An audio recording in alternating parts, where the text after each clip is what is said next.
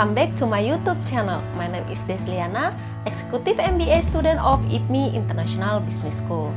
This video will be my last video about corporate finance lesson, and this will be key takeaways lesson that I got from corporate finance lesson.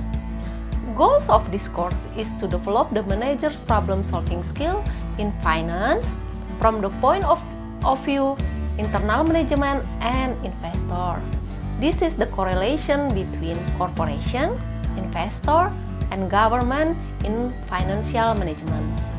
Investor give the company cash, the company give the investor securities, and the corporation must report about the cash flow or dividends. The corporation give the government tax, and the government give the corporation reinvest.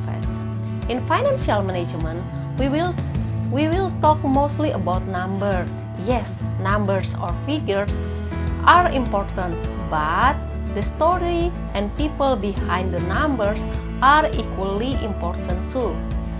In this course, we also learn about good corporate governance principles, such as transparency, accountability, responsibility, independency, and fairness. We will continue about the goals of company. The goals of company not only to maximize the profit, but also to maximize the shareholders' wealth. Maximize profit also consider about the risk and the timing. There are four cornerstones of corporate finance. First one, core of value principle. Value is driven by return on capital, growth, and cash flow. Conservation of value principle. You don't create value by re-engineering claims on cash flow. Expectation treadmill principle. The more investor expect your share price, the better you must to perform to keep up. Best owner principle. A business value depends upon its owner capabilities. After we understand the goals of company, we must understand too about the capital budgeting. That concern about planning process for investment in long-term asset. In capital budgeting, we must consider, will that investment give added value? How much the return and the risk?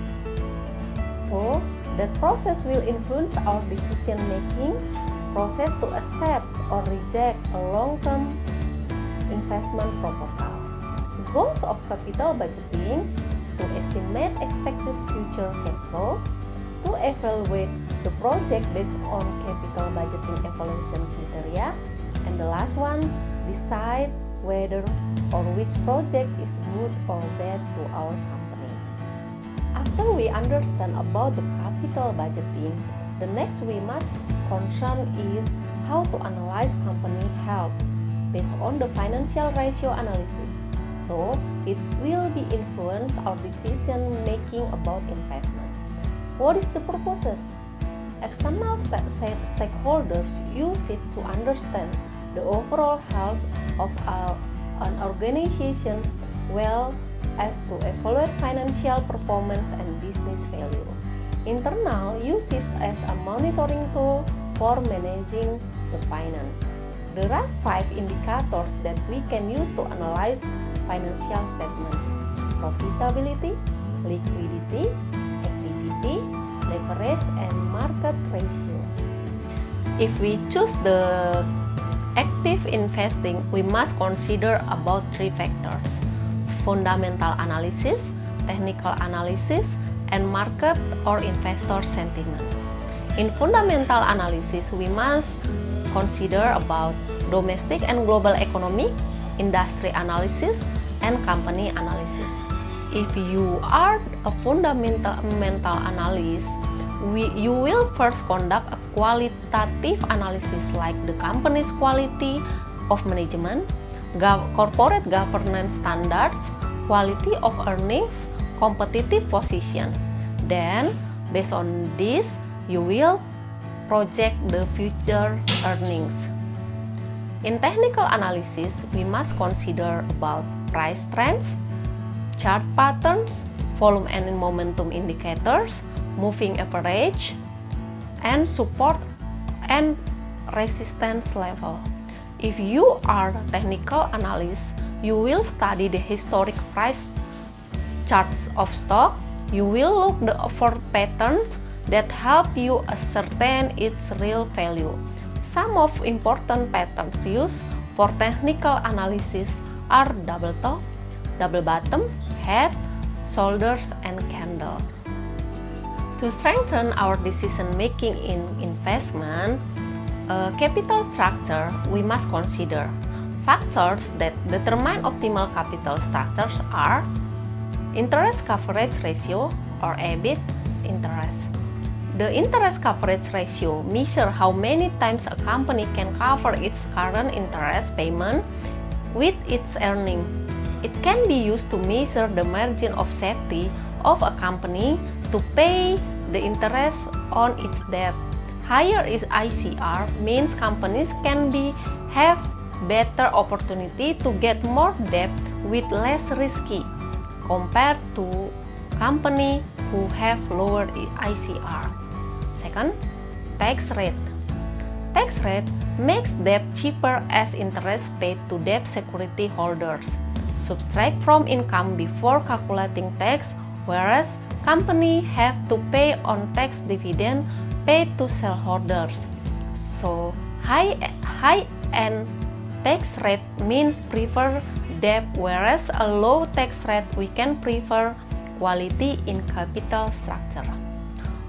We also learn about financial restructuring, such as capital structure, working capital management, asset structure, revenue structure, cost structure, growth management, and risk management.